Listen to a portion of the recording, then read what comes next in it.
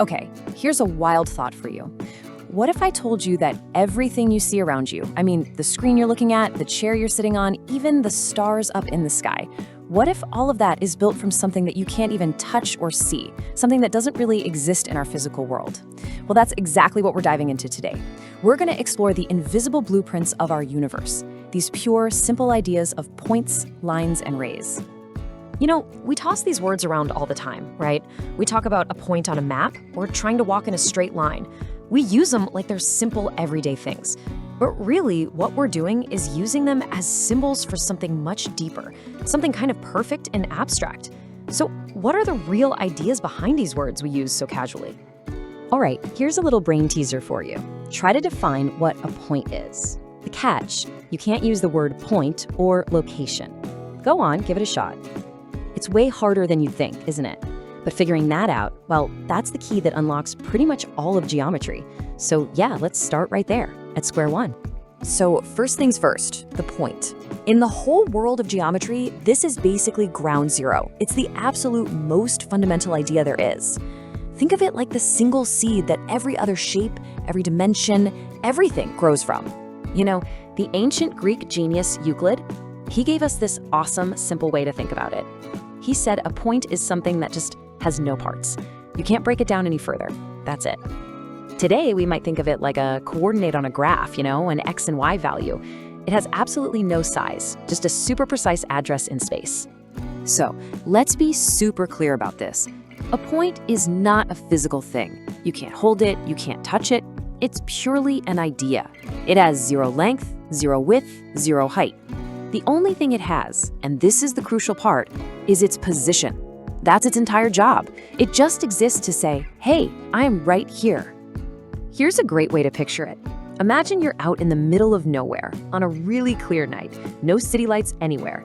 You look up and you see one single bright star. That star, that's a perfect stand-in for a point. It absolutely marks a specific location in the sky, right? But from where you're standing, millions and millions of miles away, it has no size you can measure, no shape. It's just a pure marker of a position. Okay, so we've got our point. It's one single location in the vastness of space. But what happens if we have two of them? Well, that's where things start to get really interesting. Because with just 2 points, we can suddenly create our next big building block, the line. Now hold on, the line you draw on a piece of paper, with a pencil, that has width, and it definitely ends. A true geometric line is something else entirely. It's a perfect idea. It's the absolute straightest path you can possibly imagine.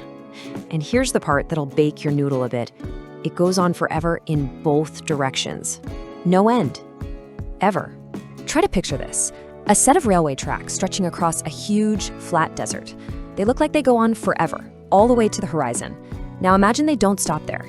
Imagine they just keep going, past the horizon, around the world, and straight out into space, in both directions. That is a line. Or, hey, think about the horizon over the ocean on a calm day. That perfect, sharp, straight edge. Just imagine that extending infinitely to your left and to your right. So an infinite line is a really cool, powerful idea. But let's be real, it's not very practical, is it? I mean, you can't build a house with walls that go on forever. You can't measure a road that has no end. So to actually build things, we need a way to get a handle on this infinity concept. We've got to sort of tame it. And our first tool for taming that infinite line is called a ray. The easiest way to think about a ray is that it's like we took a pair of scissors to our endless line and just snipped it. It now has a definite starting point, an anchor, but it still goes on forever in just one direction. It's like half infinite, you could say.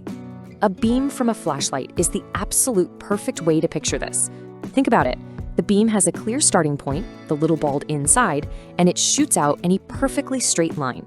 Now, of course, in the real world, the light gets weaker and scatters, but in the perfect world of geometry, that ray just keeps on trucking, never fading, forever and ever.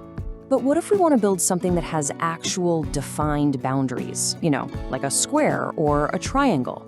For that, we need to tame the line completely, and we do that by putting a stop to it with a point at both ends.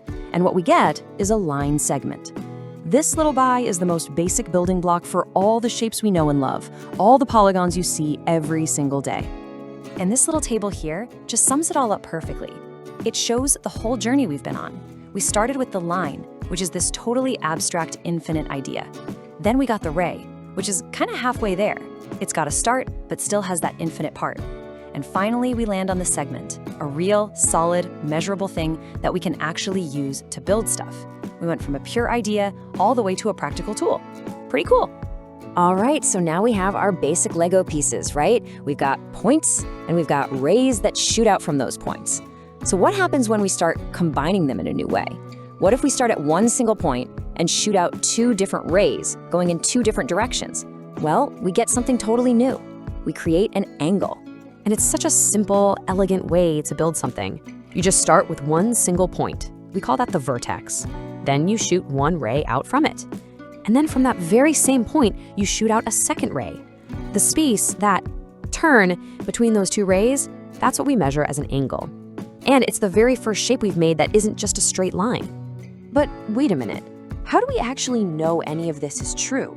Like, how can we be so sure that a straight line is the shortest path between 2 points, or that these rules are always going to work, no matter what?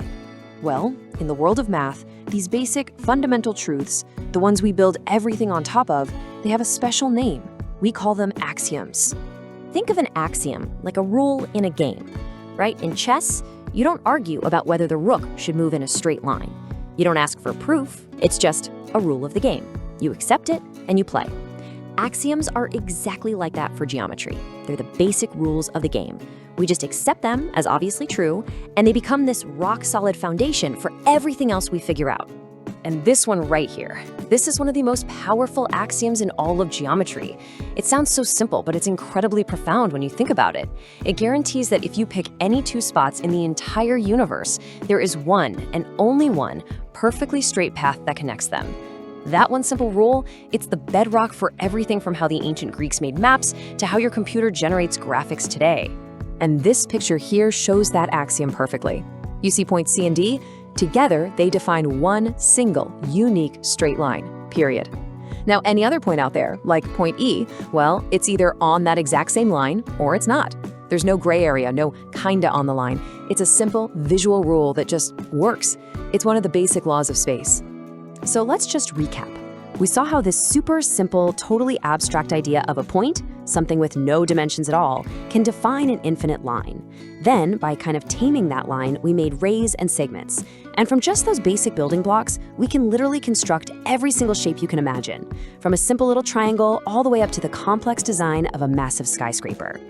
And that, right there, is the real magic of it all. It just goes to show you that even the most complicated-looking things can usually be understood if you just break them down to their simplest parts. So, here's the thought for you. The next time you're looking at, well, anything complex, whether it's biology or music or economics, ask yourself, what are the axioms here? What are the basic, fundamental rules that make this whole thing work? You might be absolutely amazed by what you find out.